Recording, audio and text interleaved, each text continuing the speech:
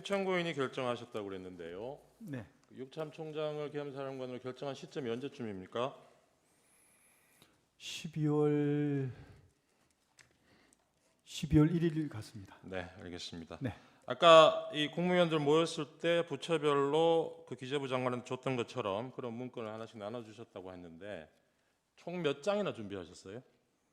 제가 정확히 기억은 안 납니다만 대충 아까 말씀드린 대로 하면 3명, 4, 5, 6, 한 6장, 7장 정도 될 것 같습니다.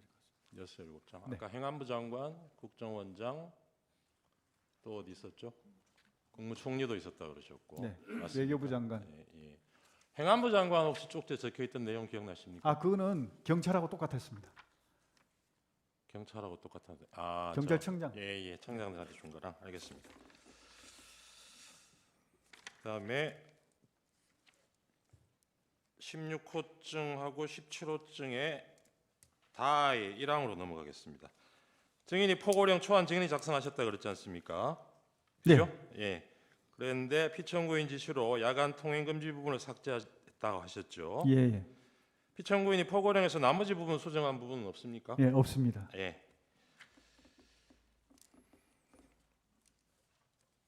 갑 35호증 중에 28쪽 쪽수는 모르겠습니다. 79년 포고문, 2017년 포고문 제시하겠습니다. 아까 그 참조하셨다는 2017년 개헌 문건에 들어 있는 겁니다. 1979년 그러니까 11.6 사태 때 개헌 포고문이에요. 이것도 네. 이때 한번 보셨죠? 예, 그렇습니다. 예, 그리고 2017년은 그것도 한번 보여주시죠. 이건 뭐 실제 상황은 아니고 이 개헌 문건 작성하면서 아마 참고용으로 작성이 된 것 같은데 이것도 보셨을 거고요. 네, 네. 여기 보면 두 건 다 야간 통행 금지 조항이 포함되어 있습니다. 예, 증인 맞습니다. 이거 보고 아마 초안에도 같은 내용 넣으셨던 네. 모양이죠. 네. 예. 방갈로 사망입니다. 그런데 증인이 작성한 이 사건 포고령 1항에는 아까 보셨듯이 국회와 지방의회, 정당의 활동과 정치적 결사, 집회 시위 등 일체의 정치 활동을 금한다라고 되어 있습니다. 네. 그런데 이 국회의 정치 활동을 금지하는 포고령은 아까 앞에 보여드렸던 1979년 포고문이나 2017년 포고문은 물론이고 1961년 5.16 쿠데타 이후에 있었던 6번의 포고문 어디에도 등장하지 않습니다. 네. 증인 어떤 포고문을 보고 이 조항을 참조해서 넣은 겁니까? 그거는 혹시 그거 보셨는지 모르겠는데요. 12.12 사태 그러니까 12.6 때 계엄이 선포됐지 않습니까? 네. 그러다가 이제 12.12 때 또 추가로 이제 네. 계엄이 되면서 네. 확대했습니다. 네. 5.18 계엄 예, 말씀하시는 5.18 거예요? 전에 예. 5월 17일 날 했을 17일? 거예요. 예. 네. 그때 그게 포고령 10호가 나갔을 겁니다. 아마. 네. 그때 보면 거기에 모든 정치 활동을 금한다고 되어 있습니다. 알겠습니다. 예. 예. 근데 72년 10월 17일 10월 유신 계엄이 있었지 않습니까? 네네. 이때 포고문도 혹시 보셨어요? 그때 봤는데 보긴 봤는데 제가 기억이 정확히 안 납니다. 어떤 예, 내용? 여기도 보면 네네. 모든 정치 활동 네. 목적의 집회 및 있었을 시위를 겁니다. 금한다는 조항이 있어요. 맞습니다. 그 이것도 그렇고 아까 네. 80년 5월 네. 17일 계엄 예예예. 그 당시에 포고문을 보고 만든 거라 하셨죠. 그 80년 근데 그거는 그걸 보고 잠시만 제가 질문하겠습니다. 80년 비상계엄 확대 조치에 대해서 대법원이 그걸 어떻게 평가했는지는 혹시 알고 계십니까? 예? 80년 5월 17일의 비상계엄 확대 조치에 대해서 대법원이 그 조치를 어떻게 평가했는지는 알고 계시느냐고요. 네, 정확히 기억나지 않습니다. 네, 나중에 한번 확인해 네. 보십시오. 우리 헌법하고 개헌법은 비상계엄 상황에서도 국회의 권한은 제한할 수 없는 것으로 규정하고 있습니다. 증인 포고문 초안 작성할 때 이런 사실은 알고 있었습니까? 국회 뭐라고? 계엄하더라도 국회의 권한은 제한할 수 없는 예, 예, 것으로 예. 규정하고 예. 알고 있었어요. 네.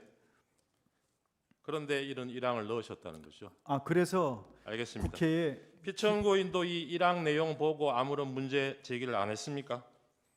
대통령도. 네, 네. 그 특별한 언급은 없으셨습니다.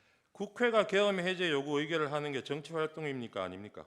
그거는 뭐 정치 활동이 아니라고 생각합니다. 아 그렇습니까? 예. 지금 아까 답변을 잘랐기 때문에요. 마치 국회 활동을 제한하는 것처럼 지금 진술이 됐습니다. 그 이어서 했기 때문에 지금 이어서 제안하는 게 아니라고 말씀하시네요. 그 점에 관해서 그 3분 동안 피청구인 측에게 제재 주시면 기회를 드리겠습니다. 됐죠? 아니 그렇게 하겠습니다. 예, 제재 주. 지금 이 조서는 어차피 저희 사건의 네. 관심을 가질 수밖에 없습니다. 아 그러니까요. 잘랐기 때문에 그렇습니다. 다 들었으면 해결된 문제인데 말을 자르고 나서 마치 그렇게 했던 것처럼 피청구인에게 보고했냐 이런 식으로 질문 갔기 때문에 제가 말씀드립니다. 아, 예 알겠습니다. 그 바로 잡아주십시오. 제재 주시면 기회를 드리겠습니다. 하십시오. 바로 잡아주시는 게 아니고요. 동석한 그 변호사가 이때 이의를 제기하다 써놓으세요. 성함이 어떻게 되시는가요? 예, 그거 적어 놓겠습니다. 예, 하십시오. 네, 방가로 7번입니다. 갑 35증 개헌 문건 3쪽 제시하겠습니다. 43쪽 제시하겠습니다. 이게 역시 그 같은 문건에 등장하는 건데요. 국회에 의한 계엄해제 시도시 조치사항 이런 걸 검토를 했었습니다. 2017년 계엄 문건에 그 방법으로 정치활동을 금지하는 포고령을 선포하고 위반 시 현행범으로 체포하는 방안을 제시하고 있습니다. 국회의 계엄해제 의결 시도를 저지하는 방안으로. 혹시 이 내용도 참고하셨습니까? 아, 이 내용은 참고한 게 아니라 있는 거는 확인했는데 이거는 뭐 가치가 없는 것 같아서 별로 그렇게 중요하게 생각지 않았습니다. 알겠습니다. 실제로 국회 출입을 통제하는 그 시간대를 보면 경찰에서는 포고령 선포되기 전에는 일시 국회 출입을 허용했다가 선포 이후에 다시 국회 출입을 전면 통제했습니다. 이 조항, 그러니까 포고령의 이 조항은 국회의원이 계엄해제 의결을 위해서 국회 청사내로 들어가는 것을 막기 위해서 넣은 거 아닙니까? 그렇지 않습니다. 그렇게 했다면 본청에 들어오시는 의원님들은 아무도 제재를 안 받았는데 네, 그럼 왜 그렇게 했습니까? 알겠습니다. 9항입니다. 이 사건 포고령 5항에 보면 전공의 등 의료인을 대상으로 본업에 복귀할 것을 명하고 위반 시 처단한다 이렇게 규정하고 있습니다. 기억나시죠? 네, 이 조항도 증인이 초안에 포함시킨 것입니까? 맞습니다. 의료인과 같은 특정 직업군에 대한 언급이 계엄사 포고문에 등장하는 것도 이 사건 포고령이 처음인 걸로 보입니다. 이걸 어떻게 이런 걸 넣으셨어요? 당시에 그 파업이 장기화되면서 의료 시스템 붕괴로 인해 가지고 국민의 건강과 안전에 굉장히 위협을 받고 있었습니다. 알겠습니다. 그래서 피청구인이 초안에 없던 업무 복귀를 예, 내린 피청구인이 것입니다. 초안에 없던 걸 넣으라고 한 게 아니고 초안 처음부터 증인이 넣었던 내용이라는 말씀인가요? 들어있던 내용이라는 건가요? 그렇습니다. 예, 알겠습니다. 복귀 명령을 내린 겁니다. 네, 네. 10항입니다. 갑 34호증의 6 피청구인의 페이스북 게시글 6쪽입니다. 2차 탄핵 표결을 앞둔 12월 12일 날 대국민 담화에서 피청구인이 계엄 선포 이후로 부정선거를 언급하고 있는 글이 올라온 적이 있습니다. 혹시 이걸 보신 적 있습니까? 처음 봤습니다. 네. 그다음에 1월 15일 피청구인 페이스북에 자신의 이름으로 올린 글에서 부정선거 증거가 너무 많다. 선거소송 투표한 검표에서 엄청난 가짜 투표지가 발견되었다. 이렇게 얘기한 적이 있는데 이거 내용 혹시 보셨습니까? 예, 보셨습니까? 어떤 걸 지금 여기서 지금 보고 있습니다. 아니요. 이 시점에.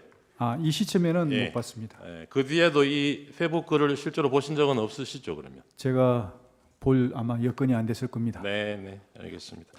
평소에도 부정선거 얘기를 많이 하셨나요? 피청구인이? 부정선거에 대해서는 관심을 많이 가지신 게 그중에 잠깐만 좀 말씀드리겠습니다. 아니 잠시만요. 제가 부정선거 증거가 너무 많다.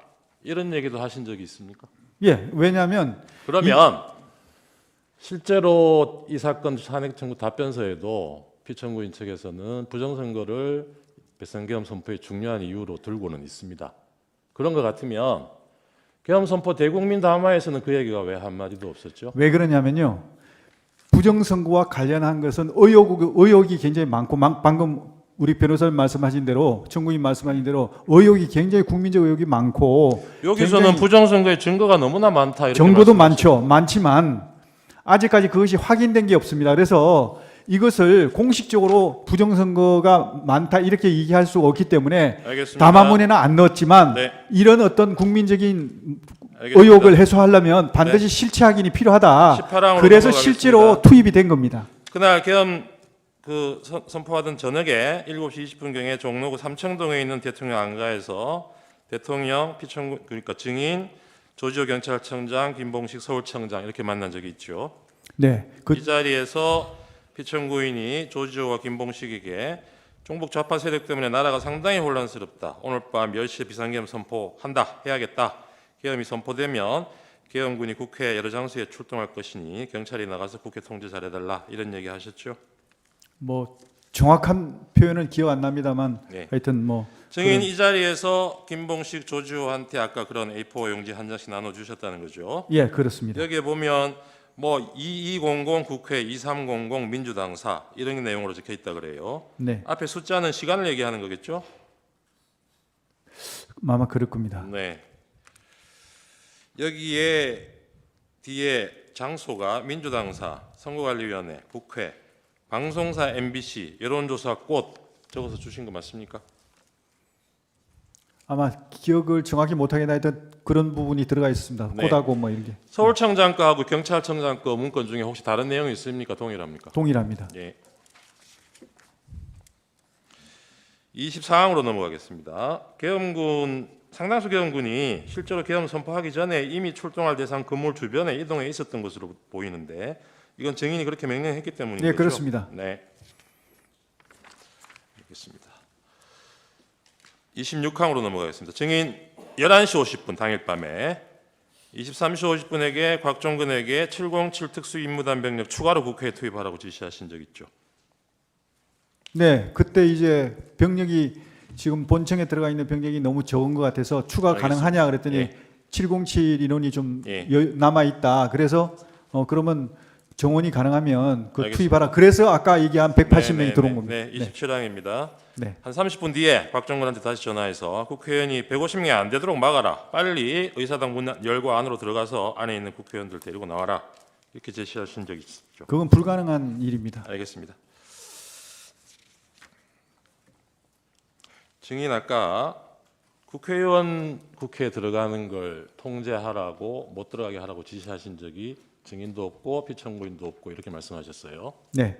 아까 증인은 그 국무회의 하다가 10시 반 되니까 그 합참 전투통제실로 옮겨서 예. 지휘관 회의 주재를 하시고 거기서 그러면 대통령 국민 담화하는 거는 TV로 보셨겠네요. 그렇습니다. 그 뒤로도 국회 앞 상황 같은 거 TV 화면으로 계속 보셨죠? 보고 계셨죠? 그때는 초기 상황에서 네.